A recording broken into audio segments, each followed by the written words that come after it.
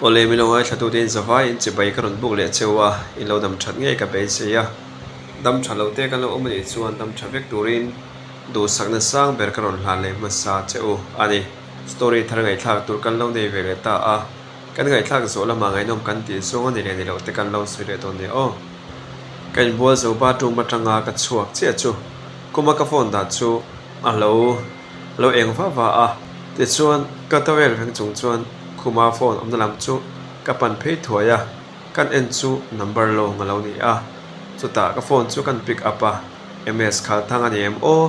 aron ti a e pa o ani oni e eni ta o tungani le kan ti a chu ta niron be to chuan a ming le ha om na vek te om da khuwa te suin ka chan chin hi I chan la min lo chua sak turin ka ron ngen du che a aron ti a e kai a chu tianga chan chin chua tur te le chuan avalom om ve chuai phal phot te chuan chua te renge a ke po chuan khati ve baya maro chu ka chan chin hi a thil soi nuam tak phei chu ani hau lo maya chung kwa in kar ani a ase chung kwa in timol phau tum na lam ni lovin ka chan chin a tang hian mi ten zir tur eng matal allo mo chua ve thei takin ti a I chanela chua tura ron ngen che kan hi a chu wangin ke po hi ka ming himin phua chop sak mai anga kan khua le vek te nen lam en kim mai hi phua chop vek ni se tiang chun ka chan chin melo chua sak don nia ati a tereng mai I du tu samang chuan ni ro se eting e chan chin chu reng renga or o eng po ni se e ka in bua zo chi a thom no te kan ha anga kan in thak fel te anga chun karon call back le don che min hi ang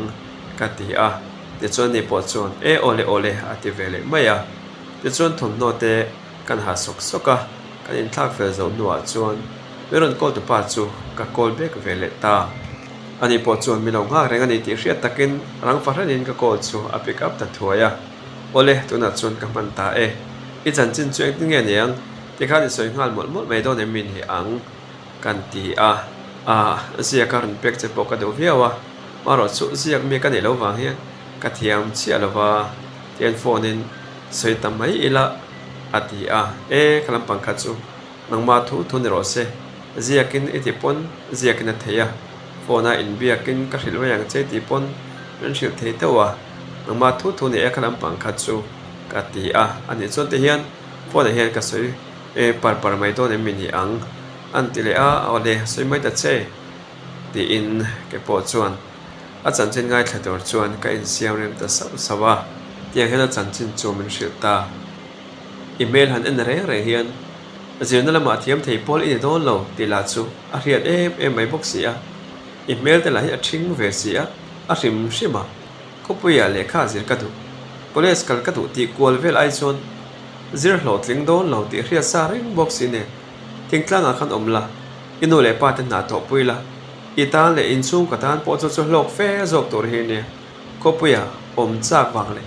khopui ning khong hriat chak wang ba ani lo rim shim zin na mi ngai pui mo don lo ti la chiang reng box si eng pon ni ro se ipin en kan in chen lai tak lo ni box si a om pui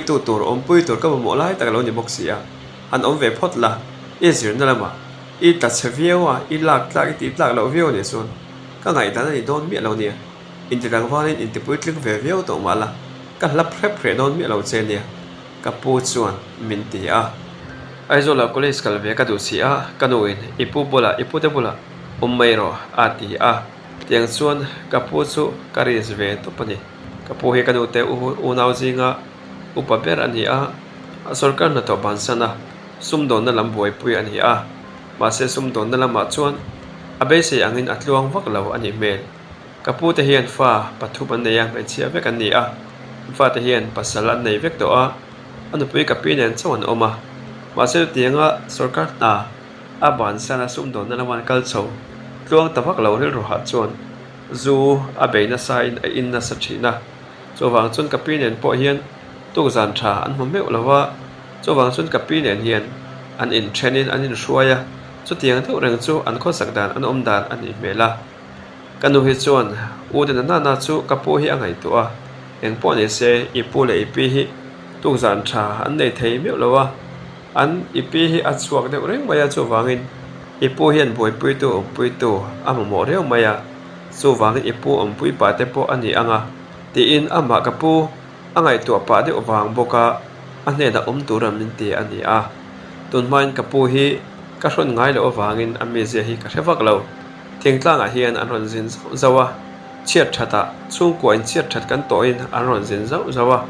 chu kan in mo thin chu ni maya amizia ka chiang lova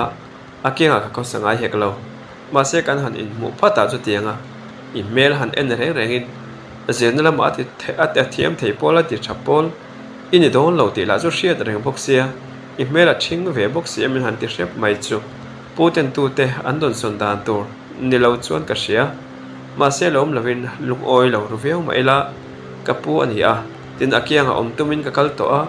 kenga chuan ko nge nge angai ama chu ka bel lo ani chuan han bel mai tur chungte dangkan nei vak boxi lawa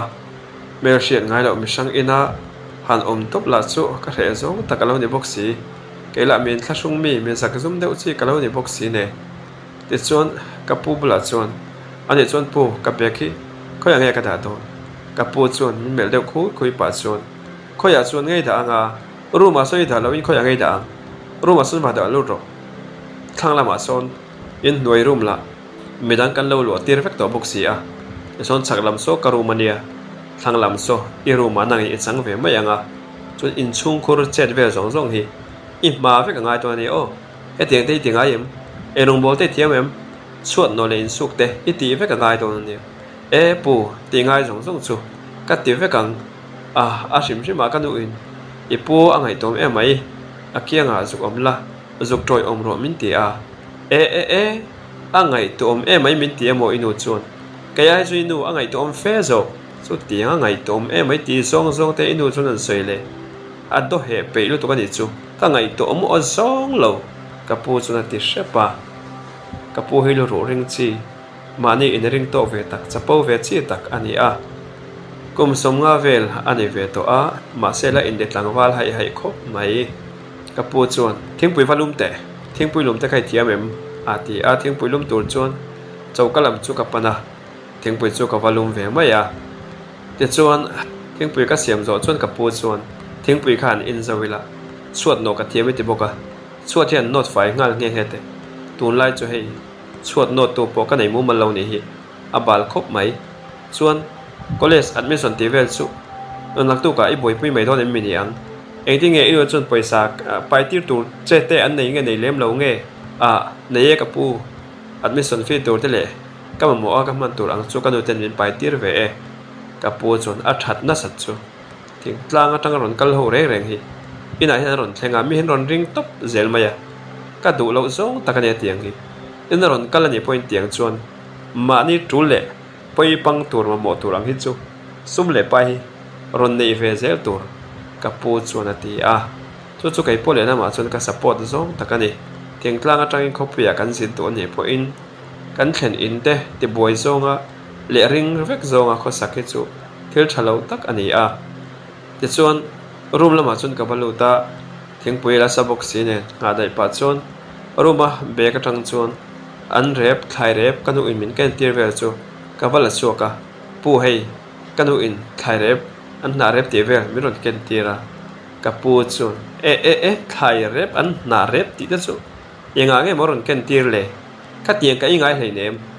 I tu len nang mani sima ngai ei zo vek ton nia ka tiang arim che thei ro pui si rap rim mei khurim kha nam le nge don si ya ka tiang ka I pe reng lo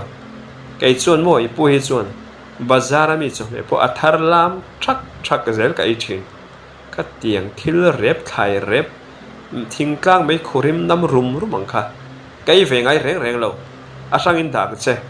khang chu me dana ta khani lo da mai me nge ka pu chuna ti a be zia pui chu ka pu chu amak ka ti khop mai atupa ngoi kani a far no fa kani a mi alom lo ti la chu hai rual ni boxi lo eng po ni se tin nge ni ta ang tiang hen ka pu ne chut kan chawaga kan han in shon chaudon chu ani si ati in ka ho phuril ru khop mai te chuan thingpui kan in zawa chuat no dro min te wang chuan chuat chu kan no ta a to ta chuat kan dot zo che ka pu chuan karuma room saklama son balbo ma son thom to bala uma so vasute ka washing machine te ka man dan te kai thiam em khi nga washing machine te nei ve to em o nei ve to e ka pu o ka mang thiam ang ka ti ve mai a ti chuan a thom no bal te chu kan va suk sak le a ka pu kia nga chuan a chia lo ang mai chuan ka om don ani mel eng pon se ka pu ani mewa ka tor angai ani keima le keima chu ka in ne mol mola ka in suk zo chuan ka pu chuan ti khani in suk zo chuan a fai ang moi thil suk chu sarf rim nam rum te khani i tiang e o ka du mi lo ani i pu hi chu fai ka du a thil thiang hlim le chang kang ka du a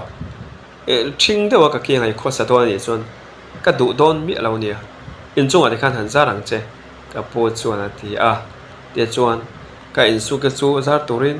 in chung lama chuan ka keng chho ka zar zawa ka chuk thak le pa chuan in chung chona step a chuan ka tlu thla dewa ka ngal step ko tla nga chuan ka so pala a thi deuh nang mai in chung ka lu chia chu ka pu ma chuan thu tlenga chuan sofa chuan thu in ka ngal thi chu ka khoi kan lim lang chu ka pu chuan enge a kha i tlu mi a ka pu chuan ti a o step a ka ron tlu a ava han a thak ta ai zo la i voi khat kalna ami i ron kal to ni lo mi ni danga po khan lak tlak lo lu tu ringot mai i hoi hu niang chu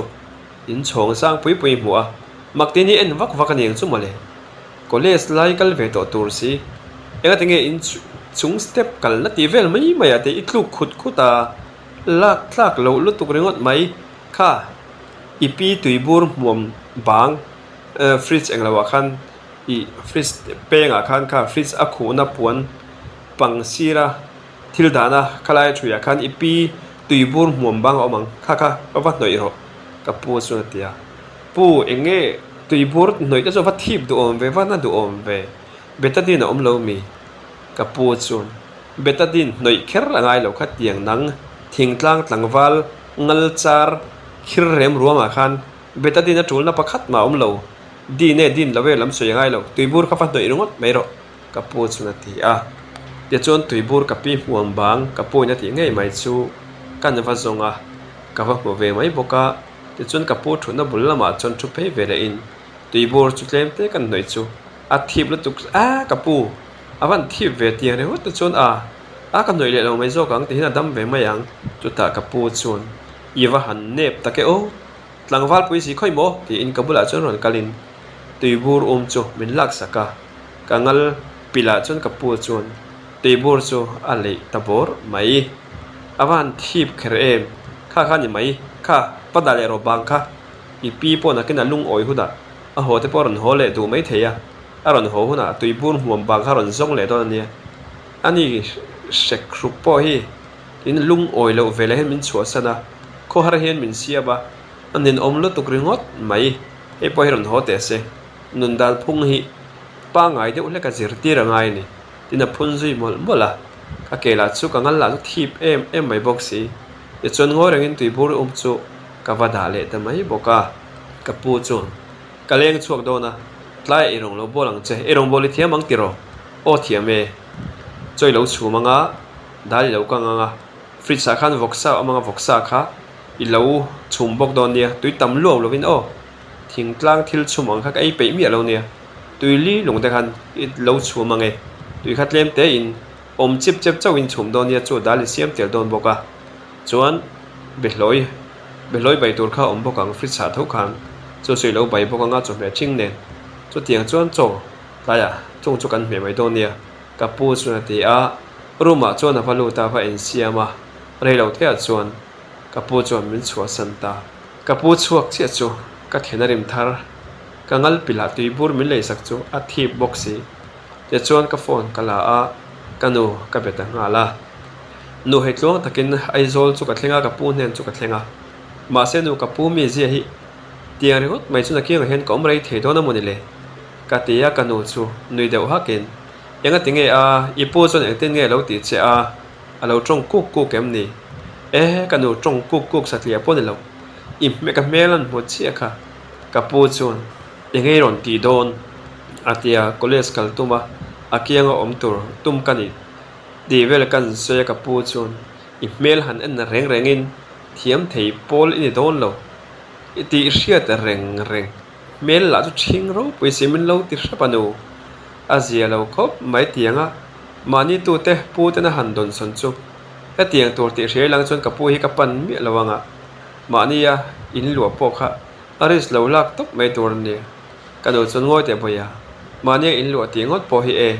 chung koin kan mo ang song song kha i mo ve vek don si a ipu bula khan ti khan omla in ron chho zelanga mi se hra chianga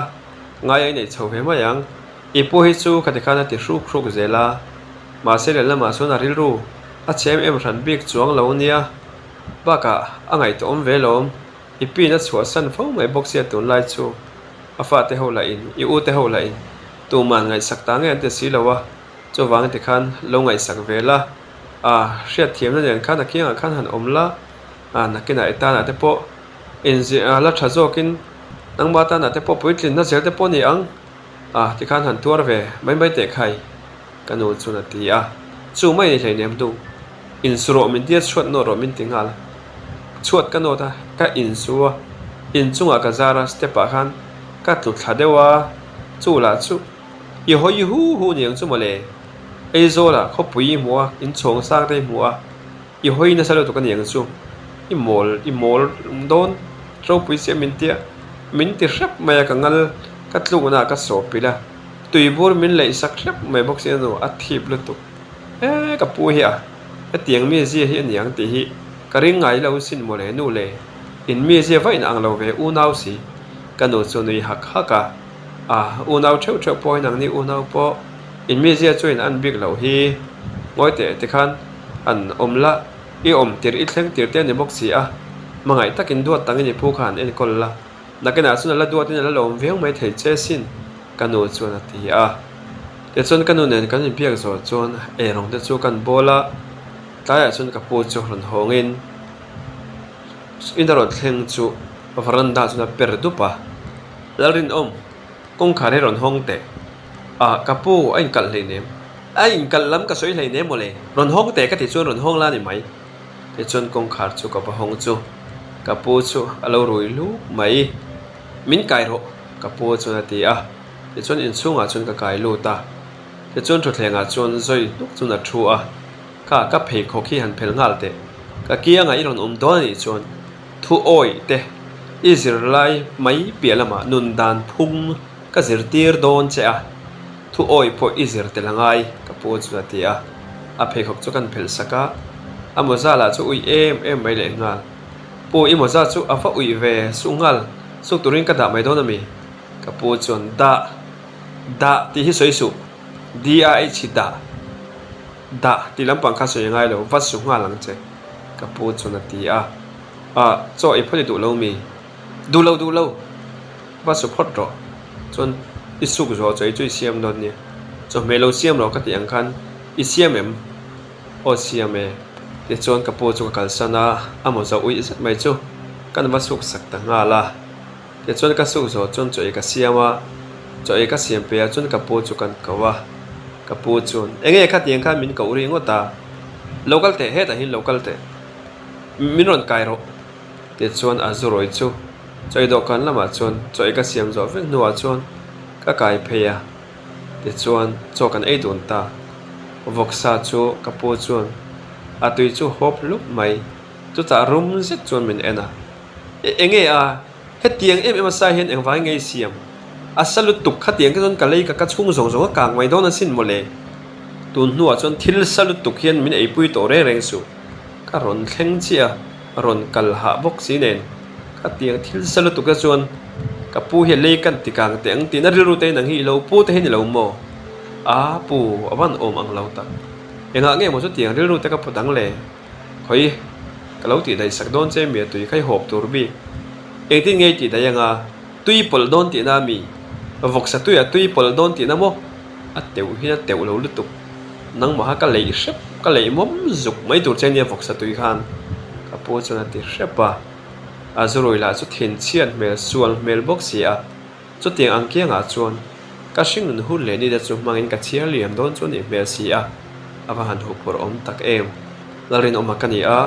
college ka turin kapu hi kapana tiang chun kapu nen chuan kan in mo tira kan hun man dun chodan chu ani a kianga zel chu hupur ka ti khop mai ti chian cho kan ei zawa ka pu chuan kan choina zong zong ka 5 in do kan te thleng te engim kai sil fa yang cho me thing kha chuan so lowin engma i da tur ani lo uluk takin kan kianga hin i khosa ka ngai do ania ka mitlung lo zong ai khosa ni wai chuan ka piai nok ma yang che tin ka pu chu a thuna tang chu na thowa silmun lama pan tur chu a pai deuh khon khona a ba da chuan ka va von vata ka pu chuan min kharo enga te khat yenga min lo von ri got min von ro min kai ro ka ti ni lo chuan nangma thu in khat ye khan i pu hi min khoi mai tur ani lo i pu hi chu mo i inu te u nawa po hian upa ber ka ni a tin ka special hrim bo ke pu hi chu cho vai khat ye khan nang ni ang saka chekina an khoi mai ha min khoi ro min von ro ka ti ani lo chuan ka du mi lo ania i hria em ka du mi lo ania lal rin oma ming rin oma ni ya i rin lo ani ti ka fin fia na thil a oma ni vai chuan mo ka soi tong khan ka beng nok mai don che ne o in ti tlangwal viau to ma la tin ka po chuan a kut te sila kam te thuai ti fai so nuwa chuan kamu don ania kamu don beng cheng siam mi aswang che tv so i ani po in ari lo ni en turani po chuna ti a te chon ka sang lem lo rum lama chu motorin min chu min kal santa kan choina te chu ngore chun ka ti fel zo chon sofa chun ka thu pheya ka phone chu ka khoi mai ya tv po chu in chu ve ka in lem lo nakina chun ka po chun rin tv khai en lo ni chun off ro te chon tv chu ngore chun ka off a khu i room a kun ong pha te engkim rezai te sa ve ka ong pha basic in pha te ko a bal tur ni mi lo I ke te kha uyem silfa yang che i mudona khan in te file ve kan che bal sek te khan I mu nge o ka tiang kha ka du mi lo nia ka po chna ron ti a chan po ka chang chuang lo te chon atuk lama chon college a chon admission te kan han ti ve a te chon atuk le tangin kal tran turin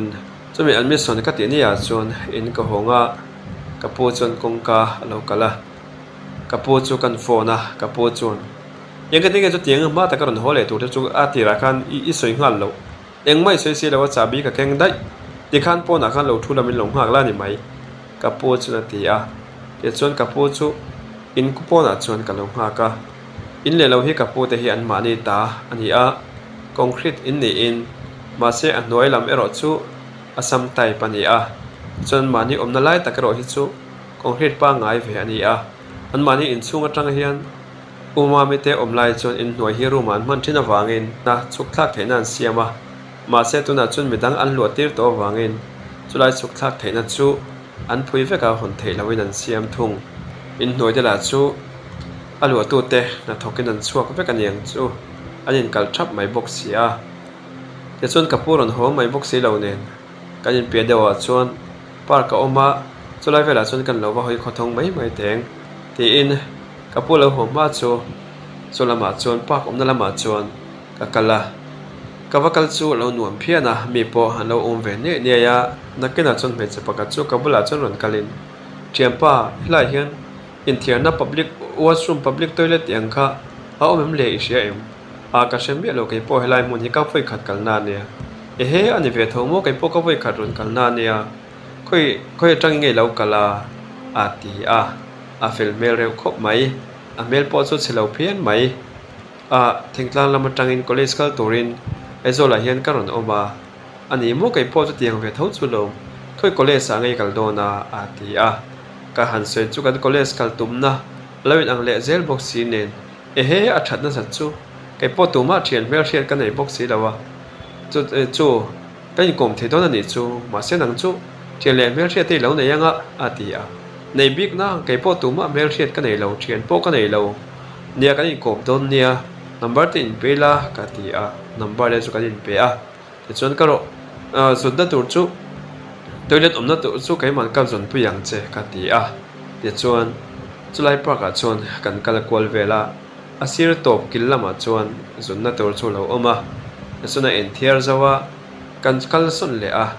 thun na lo om rem changa chuan kan pahnih chuan kan thu dun ta aming kan zota lom sang kimi ani a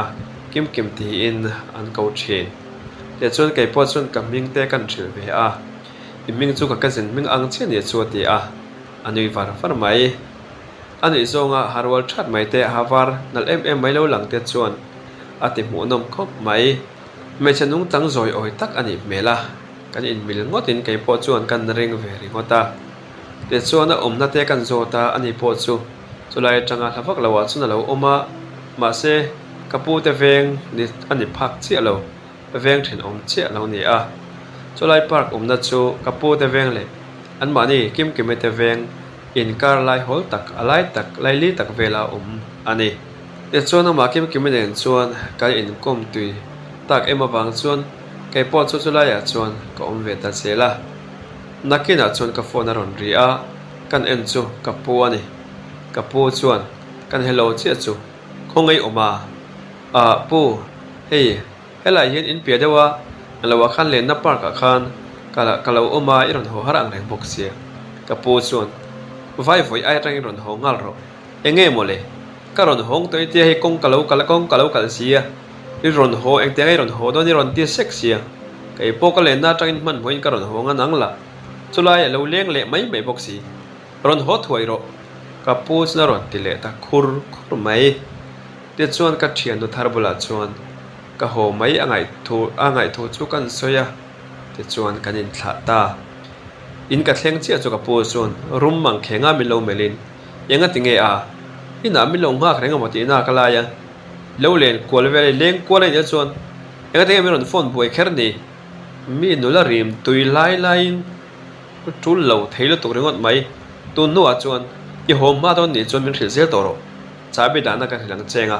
ta chuan kan dang ma se mi mulain chabi i da in i lammi atura ni lo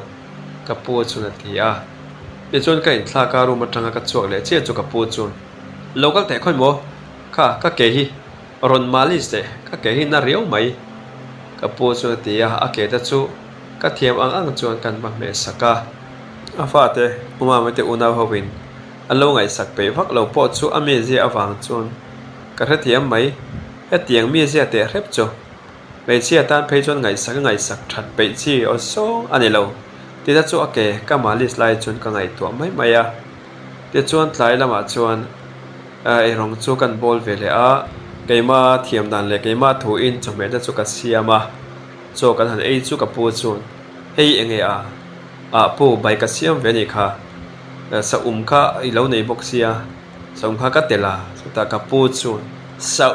a ipi sa ani kai pi sa ka e ve ngai hlei nem ba ka hi eng bai nge ni ngai tui lo lu to ringot mai ha tiang vok cho ang mai cho me siam ka thiam erong bol ka thiam ti ve i wa han lak don lo tak he tiang ni pu hi rei lo te a min chom cher chemai do na sin ka po chuna ti a tui ati vak lo ni po in thadewa soi ve mai om chu min ven ta shep mai box si ta ka pu chuan ar tui khan kang te rang lu tukin kang te thote ti in ka pu chuan ka benga chuan min pe ya ka thulai chu min pot tho dor mai te chuan ar tui chu kan saka ka pu na min tham lo dan le min mo sit dan chu amma ka ti kher mai ti chuan chu mi zana ve thung chuan ka pu chu leng chuaka relo te leng chu ron hongin ka pu chuan sota chaukalama su wa mong che la dewa son setting room ma hin omsu ei ka thian du kan troya room ma son kan om dona kan thom da kai lo ngai thamai mai ngai ka pu chuan tia ti chuan chaukalama po son om du lovin po na ka chuaka in chuan ka chho ta da ya ka pu kho sak dan mai chu ama kher mai patling kum upave to tak ani si a chota nupui nei lai maro chu ka pi atlan lai ani a chutinga ka pi om lo lai ya mei chia ina aron hruai lut tamai da chu ambak ka ti a ti chuan nakina chuan ka pu chuan miron phone a khowai kal bo le tak ileng le mi a aron ti a leng lawe ka pu in chunga ka oma ron chuk ngal ro ka pu chuan ron ti a ka chuk che chu ka pu chuan ka khum chawa siam thate bed se te kha mar thata khan hotel khum angwai khan ba phamar thafek ro ati chuan a khup te chu ka ba phamar saka chu a bil nu ron hruai mai chian en chuan a kuma chuan section mangai ni in ka hria kapu chu so tiang vela po chuan paisa sumte po a khoral ani mel tunma chun kapu hi hausa sumte po anei ve thini mela sarkar na alo thongrei ve to boka mase sarkar na ban sanin sumdo na lama kala atla che chho ta deuh bok si a tin anun da te po ain thla da ve chove shim shim ani mela ko sakdana chuan tiang chuan kapu nen chuan kan kho sa chho zela min hosi tak takin min tong khuma min hnuai chia tak takin min tong khuma azuri phe chuan kut min thlak po hre lova thil engemaw hlek ti chualila ka benga hian min pot rep zela tum khat phe chu ka maya min beng noka chumi tum phe chuan ka thenari ma ka khoi ve mai do na moni le o ka tirum ruma ma se pu te em han khoi ve chu dik chen ka he si lo akha tokin mai chia ron throi ho zau zau la chu aching em bai box si ti chuan college ka kal zela ka thianu nen chuan kai po kim nen chuan kan in be chho zela kai ngai na chho da veo mai ani thian kom lo nei box si lo kai thian kom tur em nei box si lo chu kan pani chuan college campus vela po chuan kan in kop deuh chota thakhat college kan kal ve ta a kan professor in political science test tur ati a kan han test a loman asiama loman pakhatna test na chun pakhatna ni in loman ka dong ta lo mai poisa cheng zanga loman na min pe a kalom kher mai te chuan chu mini chuan ka honga ka pubula chuan poisa chu ka pe a ka pu chuan khoya poisa nge nang hi kholai poisa te I charami a nge mi poisa iruk chu ni em lawang mo ka pu chuan ati a ka pu ka chara ni lawa chuan engwang nge mi poisa chu ka ruk rengo tanga itu pa hi ruk mang kan reng reng lo voina class a kan test na lom man pakhat na ka donga kan sarin lom na alom mana kha cheng janga khamin pe ni kha ka pu chuan khai lom man pakhat na a nang thingtlang atanga aizola college sun kal khan lom man pakhat na la in cheng zangai donga mo awan ro puilo lai ve I en ton chun em lawang mo nge I thian te I iron kwal vel te ni lo mo ka pu chun ala ti le rama chan po ka sang lo rum lama in thak turin kalu san da dai mai irin ang le ingai ang mai hi chu kan I don lo I lo clear zel don nia I tu pa hi min hositin min tham lo veu mala nakina chun eng mo tak kala ni anga kala surprise khopang che ka tiril ro ve ta sau sawa te chuan kan han kal zela ka pu ke nga chuan undang omna tor om lo ta na chu she om ti ang mai la ka om zela ngai box si a ka om ve ta zela te chuan exam hun te po lo thlenga kan exam result an lo chuaka kan class a chuan pakhat na kan le ta mai chu tia ka pu in email han en reng in athiam thei pol I thol lo ti hriat reng min ti chunga lo man pakhat na test na kalak mai pialama kan exam na result pakhat na kan class a kan ni le ta ze te chu kei ro chu ka lom veng mai kan result ka pu ka hil chu ka pu po chun mak ati khop maya chu tia exam na pakhat na kan ni atang chuan kalaka ka pu po chu amazia tlem chuan adang ve hret ta chuan ka hria asan kha chu ka pu chu zoroi theu na ran honga ka pu chuan sana en vungvunga dar riat ipi va ko de ati thut mai pu enge omzia tuna zan dare dari to a ede ka pi ko chu an in po tiangin ka pi te hi ka ha chiang lo nia o ka thil don che lo mole ipi va ko de ka lunga leng thlat ka ngai thlat aron ho te po hun ve to ani po lung oi lo hi a cham rei lu tuk to thlat va ko te va kal te ti in ka pu chuan ka pi te in omnan address chu min thila tu tia kal turam min ti ta dawang chu ke po chu zana chun ka pi ko tur chuan ka chuaka ma se ka pi chu an mani in puilama chuan hong lovin umami ten hen an fanu umami ten hen lama alo hong dai alo ni a ti chuan be dongin ka hole ta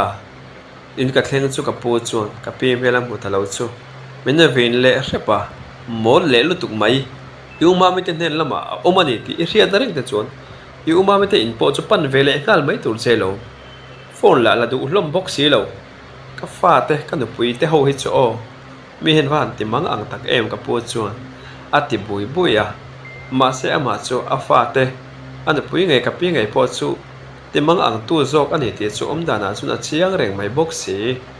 te chuan keima chu phone turin min ti a ka phone chu ka pi chuan alo la ve ta mai ti chuan kan bi a ka pu bula kom thu de ka pi bula chun ka sila cho te ka om ve ta ka chun ka pi chuan a that chu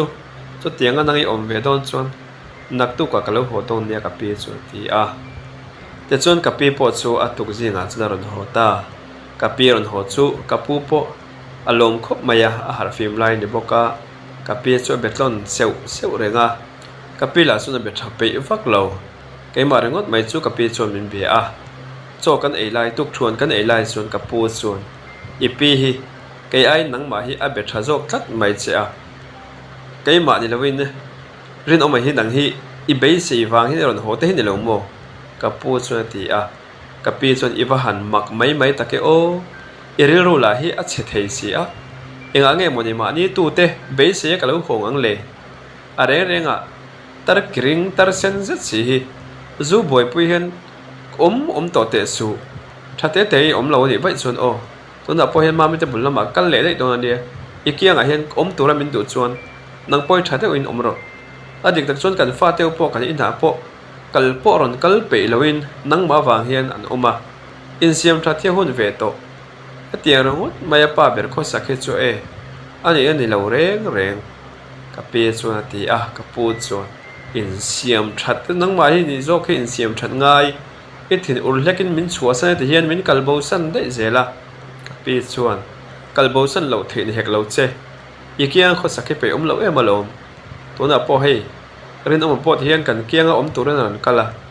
eng tin nge i lo ti le man to ang ngei om te do te khani lo trong khum le mo khani anga mani tu te mani fa te trong kam tha le hriat nuam tak don son nuam taka bengai reng lo ringot mai in en fe hi ngai nang ma hi ka pi chuna ti ve ta laka ka pi ron ho nu apo chon ka pu chu asu in chu aban san du chuang lo asim du chuang lo wa a chang chon ka pi chuan a soi se lawa a el le mai maya a chang chon an soi se lan phun khum ve dewa ke ro chu ka lo moi mai zel zuwa in na sa in a be na sa to boka azurui hi ka pin ka bula soi dan po in asual zong hlir hian ako sa to thina chu wang nia taralama kai po hi kan tan chua san thin na san chuni akianga hian kom pe thin lawa akut thak noi na takte hian mi hi man hi tum thina chu wang ania ka pi chuna ti a zan khat chu a phone alo ria ka pu phone ka pi in alo la khal chu me che na lo la box si a ka pu chun rang dam ka pi ko da tang chun lak saka ka phone ani hi I phone ani lo nang man betu che ni chun I phone an arun ko lang ka chu ka phone arun ko lan omani chuan ke ma min betu ti na ni in sharang tur ani hi tu nuwa rin oma po ka phone a min arun ko lan ni chuan ke ma min betu ti na nang ma ni in lo pick up in lo biak ver kha thul mi lo tin ka pu chu thinarim khom mai ka pi chuan tu nge a ka pu chuan I hriat tangai lo ka pi chuan e he I han kho sak dan I han ti dan mai chu inun dan bol lo le ten om tak hi ila sim mi lo ni mo enga tinge a mamin bula peron message kur dupa engkim ka sim tong kan siam tha tong etian ni lom ni etian ngot mai he chon ka pe mi lo ni o ka pi chuan ti a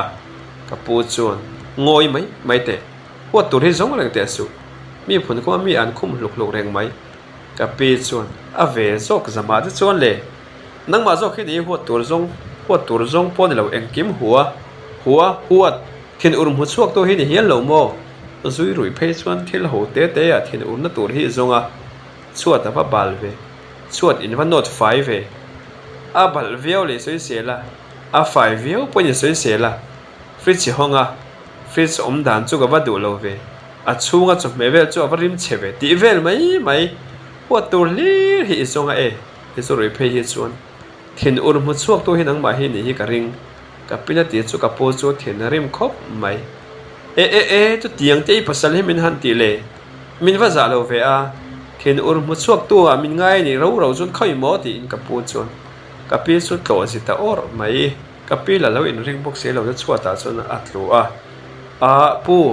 a je lo e mai kha tiang chun in ti lo tur ti in ka pi chu ka kai tho wata chu ta ka pu chuan kai tho su khoi re sui pi kha I pi he kan pu ni kha ka permission te lo chu ni pi po hi khoi tur ni lo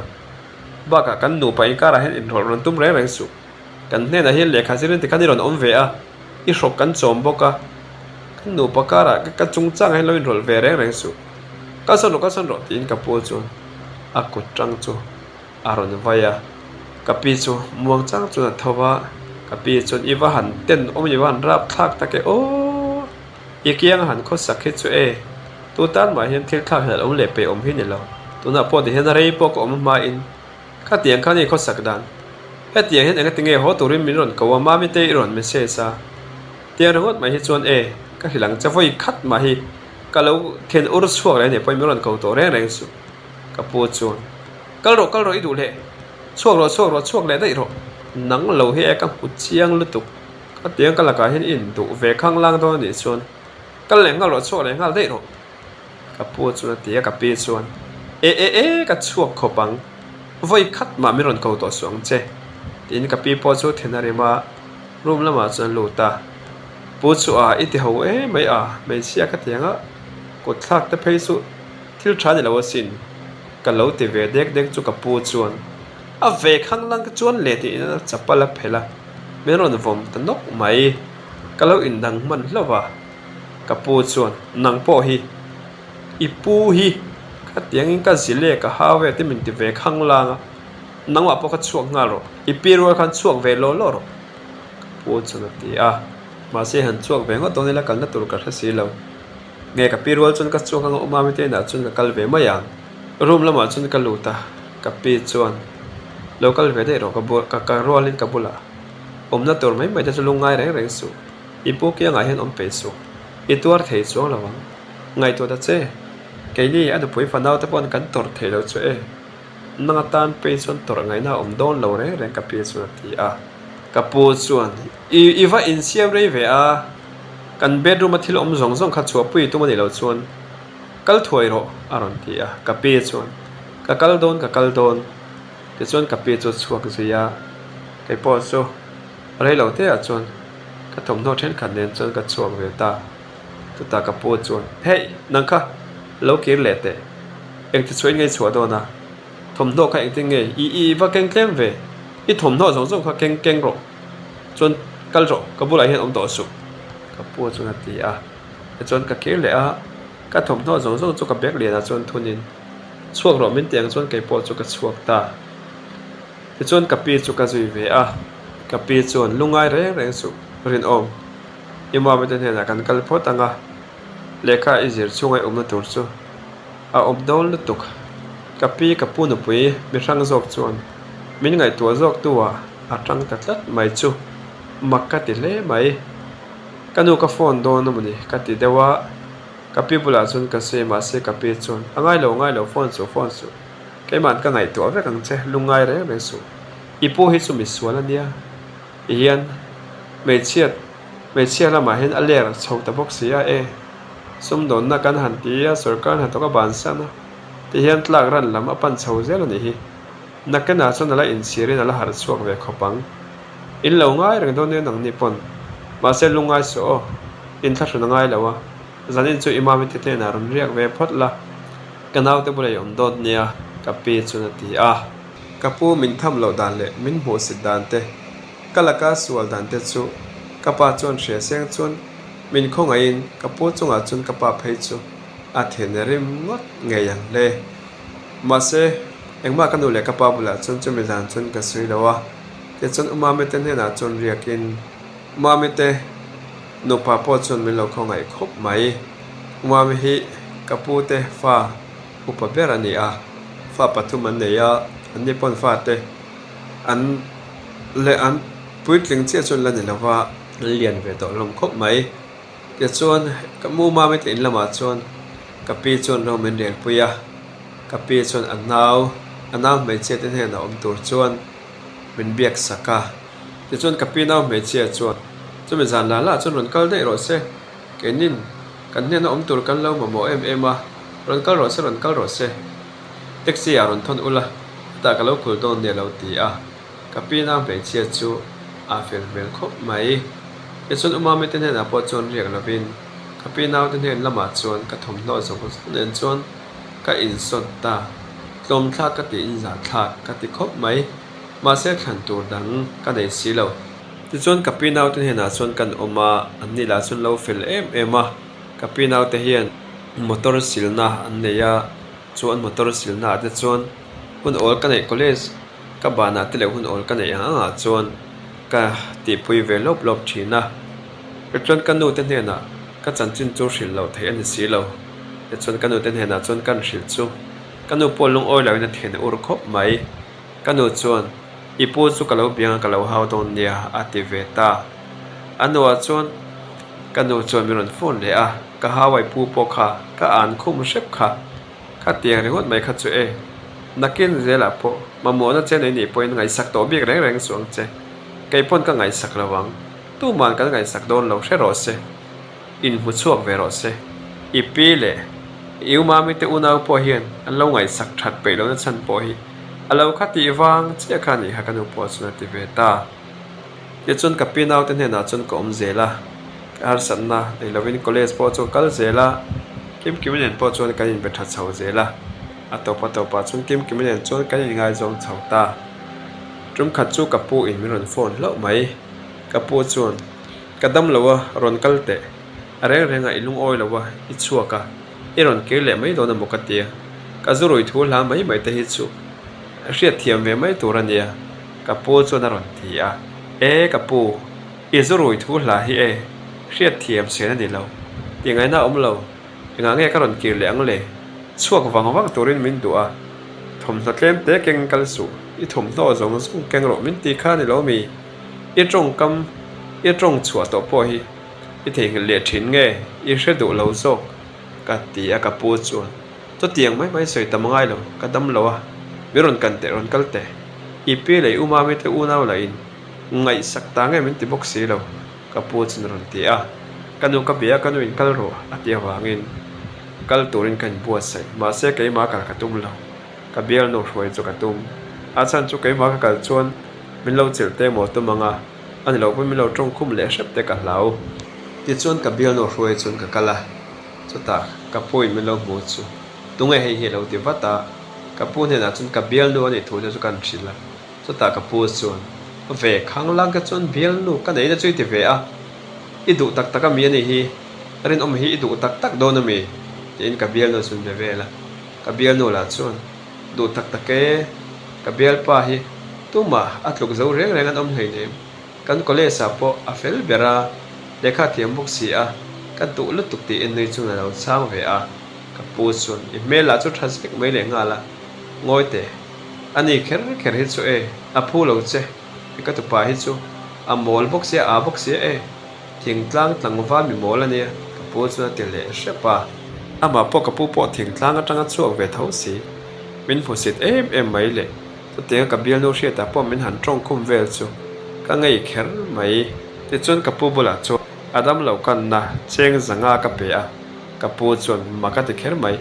khoi tang nge ne ya o ka nei ve mai na te po ka thok ve lo tu na chni kia kom to lo wa un ol ka nei piang in lo na tur rem chang ate in lo na tur hun te ka lo nei ve to a ye kia kom lai ang khan zel tang ang mai min ti pete ve reng lo wa tu na chun ka zale to lom kan ti ve khera ka pu chu ka bil no bula chuan po na lo va chuak lok te rin oma hi ka tu pai kan belok nge ti a ka bil no chuan no chuan ka pu chuan ne lama ke le tur chuan min thlem ngia la ma se ka du lo thu chuan kai po chuan frank takin direct takin ka hril zui ve ngal bok ti chuan no chuan ka pu chuan lung oi lo chung chuan iron kir pe to lo iron om du to lo ni chuan kal wang ro ron ho to lek su aron kir to lek su ti a te chuan ka pu chu ka suwa san ve le ta ka bil no po na me lo hang nen chuan kan ho ta a ka bil no po chuan ka pu mi se chu mak a ti khop mai mak ti lo chi la ani bok hek lo te chuan college kan kal chho zela pathian zara tlong te in kei po ka zir chho zela ka pinau te nen lama chuan ko om chho zela ani chung ko nen chuan kan po tha em a ka pu na pui ka pi hi a fel shima ama hi kan chung ko na lam den hian kan in po em a chu tiang chen ama ang chen anal te po chu an fil em mai tiang chun college kan han sawa kabial nu kim nen po chun kai nei po kai ngai zong chho zela ai zola chu chen han om ve ta chu kai po ka mel te po alo dang lang vek to a mela le eng ki ma mai chun ma ka son na sa khop mai kapu po ka to lo ta wang wanga kapu min motera email te la zo thing ro pui mai si a min tiang mel kha chu du na chuan kai pon kapu to big lovin ka sia e kan mel te thing tlang lama chuan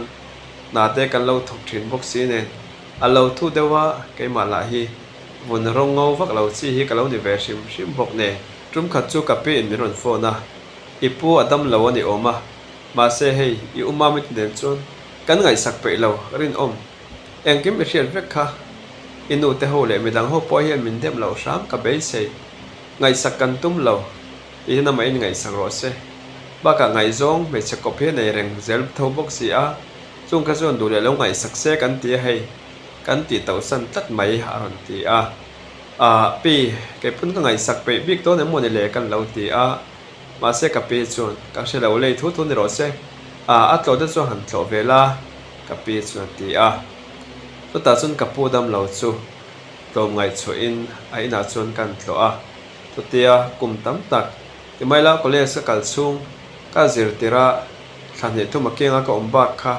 ka chua san ta ka tang khan ti hian tlo lo in ka om ta wang kha ni a ka pu kan thlo le chu ka pu chu mel lo dang lam to em mai zui na pe lo e che to a chuan ama arik lung le a chapo thur ang po khan chapo thei to lovin adin mun po chu lo tla niam zo a mai chakop thin ten an lo e kon ko to in a in nuai lua tu te po khan an lua pe to lawan lo chu sana in lua tu tur po lo mu to lovin kapu chu a lo chaw raw ta veo mai kapu chuan college zo to morin om engtin gen ni ang ke nga ka pulai ron om le mai don em ni ang ati a ma se ke ro chu om katum to lo a chan chu mania in khorsana in lo san ve katum to ani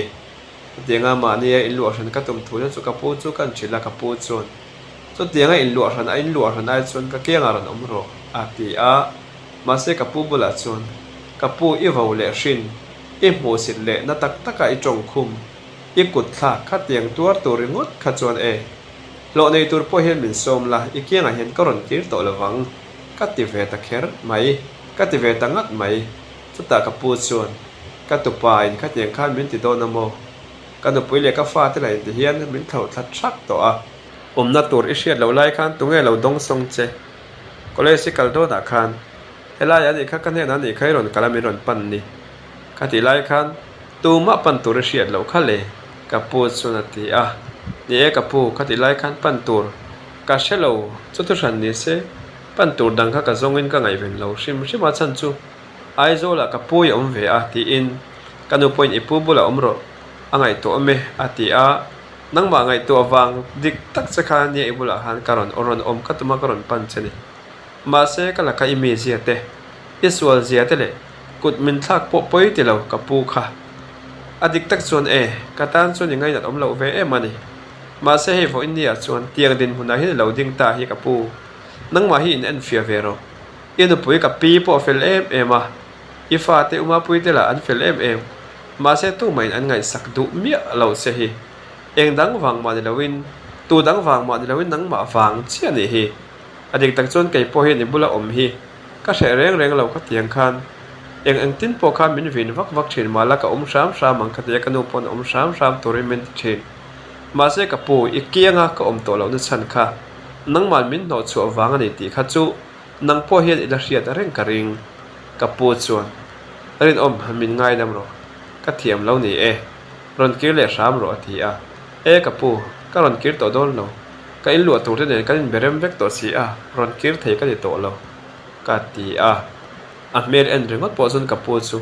tun ma kha phalo na sa to te hriata a chak wak lo zu in na sala tukin a e che zo to box si asum kho sa te a be che kop ten an tlakral sak pui to box si ne chuti a kenga ka oma ka pu nen kan lo om dun lai tak chuan ipa pakhat le me che pakhat an ron kala ipa chuan ka pu sofa ka hei ron en kan ron tuma kapu chun hei ne en ro atlom vio ne o ka ti anga man tlom ka chun heti ang sofa tha hi chu leiturin mu mai lawang kapu chu na lo ti a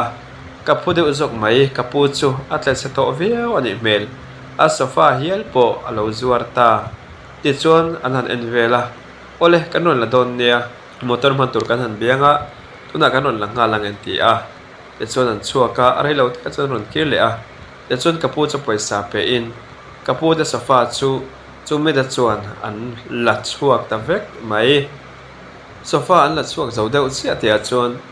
kapu phone lo ri a kapu chuan an chang chu beng lama tangin ani mel ani biak dana lon kapu ina lo la anga arul thelo ani mela kapu chuan karon rul don cheu miron thing sek su tikhan lo in call se apung nen a call lo in call ang zona kena karon rul vekang cheu tuna ri chun katal boi ri a mi lo hre thiam ram teu chon miron phone sek lo teu kaning ania dam that lo nen katin kapu chu ve lur mai kapu din mun lo tla chetalo tuk chu amak ka ti rolin engdang wang ma lawin tiang din huna din tir tu chu ama le ma chu ani ti chu ka the thiamin ka pom thlap ti chuan kalzai karel kapu chuan rin ikalang mo ka kalmai nge kapu engpon se lo in en kol thadon nia kan ti kapu chuan in en kol that thei po ni lo hi tuna ti po hian kadam lo tuna po min hu fe ka ni lom ni in en kol that ti da chu min en kol tu turan lo in te ke ma le ke ma kan en kol that theyang nang ni ka tu le ka fa te ho le ti hian ka phat sane in han ti kol vela nakina chuan min phat sane chu in vai mai he len chir khopang ama jok chu ti a kapu in chir tu chu ke ni nge nang ma jok hi tuna po hian nang ma hi in chir mek chu ani ber hi mole kan ti vele khera pu chuan kalte liamte ati a te chuan kapu chu ka chua sam ta tuk le loka chuan ama kapu chuan miron phone adam lo azol thu te dam to in hakal adu thu te kapu chuan miron thila to tianga miron thil ta na chu e po chu a in lampan chuan kal vele ta chu minia ve thung chuan kapu chu alo dang lam ta vek mai kapu chu ti tlomin a ni berin ka hria kapu chuan rin eng po ni se ke hi chu ko din mun hi a chu chho he mai sia eng po ni se nakena ipitnen ro lo re langa zan khat mi chin ka lo to ka ni po in ka benga ka loan ka pu ka paisa ka bat maya baka kami lo po sum mi mal sum te po bat ka nei chung zong chu le khabua ka khuma hian son ka zia ko ve ka le khabu te a son so in lo en felanga bon chu dam do ina min hruaila admin ka ngai ni po in so ngai min pui mai te khai po hi to na chuan ka tlom ta ka that lai ang reng khan ka tura ka lo ngai ka lo chapo em tu ma he nga ma he ka ngai lowa midang te nuai che in thingtlang atanga ai zola pem ve tho ve tho ka ni chung hian nang ni ho thingtlang atanga ron kal ho ang te ka lo mu sit thin em chewa eng ma ka lo ni der mang si lo tikhan acting college zo to si ta ka pu chuna ti tuna chun coaching ka kala nakena competitive te ka exam beng chu ka ti chuan high school la kain lo pa boka kapu chun mak ati khop mai tera min musitin lekha thiam thelo viang tura khan min ngai ngo ta ma se kha teng kha kalo ni der silo ye chun kapu chun soi chun zum zelin zan khan mi chin kalo tok pala ni po in kalei barul na chun kain hin lo sal mai don nia yuma me te ho chu pasal sarkar na to kan unau thumin an nei veka ipipo ngai to mani chuang lawa ina hral chuan paisa engmo za chu chan tur chu ve don tho lei barul na baka tiang chun ro in lo rel mai don ni tin kapu chu bei dong ta khop mai kapu bula chuan ka tong chuak vele ta ni kapu inun dan phung te I tong kam te ikut rang thin lu tuk te I thin chelu tuk te kha amak ka ti thin renga adik tak chuan kan in shon ngai lawai sheveka ma se ka tiang em kha ini kaloring ngai lawa ma se karin phak bak ini tlat mai ma se tu na chuan pathianin a khoi ve ta che ani ber hi engpon in se dam do ina kan kalanga doctor te nan lo check nan lo enang chenga i thavele ma yang lungai su tin kapu chu kan nema ti chon dam do in lama chon ka hruaya ma se kapu chu azu in na sallu tu ka wangin a pumpui te a ril te a thin thleng te po in alo chhedeu to lo ni a chu tianga a din hun te ka po in an hriat le ngat phei chu a mit meng te po chu a khup lup in ka hria ti chon kapu chu dam do in a chon admin ni in kan in en kolesela kapu chu keima chun ka pui ka ria pui ka boi pui ta ringot mai pu lo veng mai la midang te tu turan si lo afa te kapi te an pui te lai aswal e bawang chon tu man lo ngai sak du to box si lawa lelama chun kapi te ho po ka dem than bik chuang lo aswal e mani kapu kha dan kha chu kapu chun ipi ko ro ti a kapi ka kawa kapi chu lo kal ve mai boka te chon kapi bula chon kapu chon ngai dam di la min tong trai ro ti a kapi chon kapu chu a tong trai a ke po chon min tong trai ro kapu chon ti a ke po chon ka tong trai ve ta kan tong trai zo chu kapu chon handam thale ilang chon o kumral ta zong zong te kha o ko kir ka van chak tak em ko kirin sandam tu ne na lom takin pe theni ilang khanga kumliam ta ral ta ka man ral ta ka zong zong te kha pathian tan ka lana nga pathian hena ka perfect tur ka that lai hun zong zong te kha khovel nom chen nan ka lo mang zawa pathian lam hoi ka lo tum ngai lo tu na he chan han dam thale ta ilang chon pathian lama ka han hoi na sa to don tak em pathian tan ka ke ka pe na nga pathian tan ka in pe anga ko shan tan the top ka chu anga a theya re mani ngat phe chon missionary hial po in kal kawahan du don tak em ma se to da chuan ti thei ha to si lo ka har chuak la tlai lo ni ekatan khwa atlai zo ta si a tin kapu chu mit ti te ka hial mai ta ze chon umami te unaw te po ke ma chon ka kawa an lo kal ve ta umami te unaw bula po chon kapu po chon ngai da madila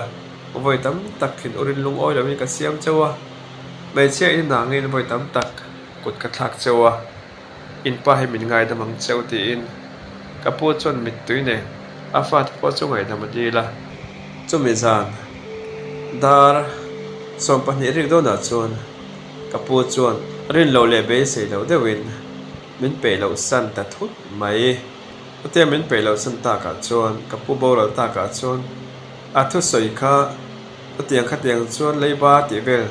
in hin lo shal mai don ne ati zong zong te a soina kha ka phone a kalo record lo ha ka wan ti fu tak em te chon ka pi le wa te unaw chu ka ngai thak ti ra te chon ka pu chu kan vui le wa ka pu te in chu ka pi malak turin ki barel fe turin kan da ta a ka pu kha ka ngai to mai china pathianin kha tiang khan sol viawin